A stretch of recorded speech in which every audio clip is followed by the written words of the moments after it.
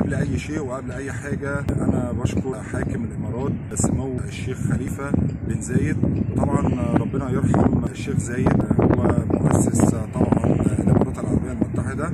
وطبعا بشكر برضه الشيخ محمد بن زايد على البلد الجميله ديت اللي احنا بنتمتع بيها. وهنيجي كده ناخده فلوج كامل عن البلد بشكل عام، وبعد كده نرجعوا لبعض تاني.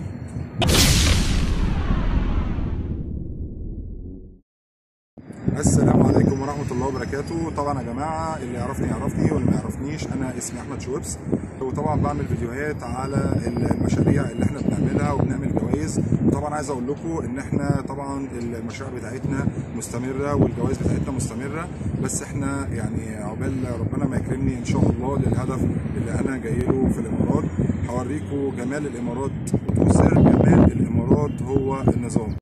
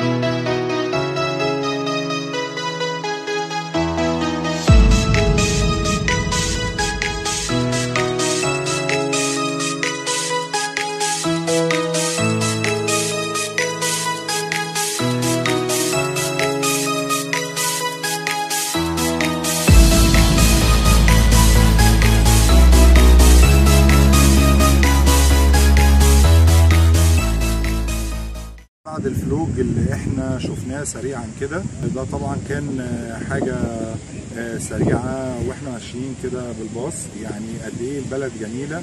لكن انا هعمل لكم مواضيع عن الامارات للاستفادة لأي حد عايز يجي الامارات او البلد دي ماشية ازاي. واي سؤال انتوا عايزين اسألوه لي في الكومنتات تحت، وانا هعمل لكم حلقات عنه لغاية ان شاء الله لما نبتدي المشروع بتاعنا ان شاء الله في الامارات العربية المتحدة.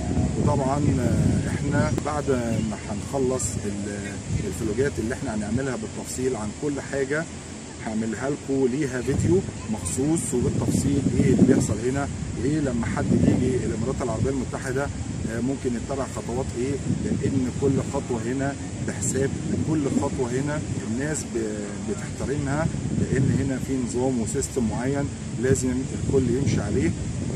طبعا اي حد عايز مني اي حاجه يكتب لي في الكومنتات تحت وانا هرد عليه.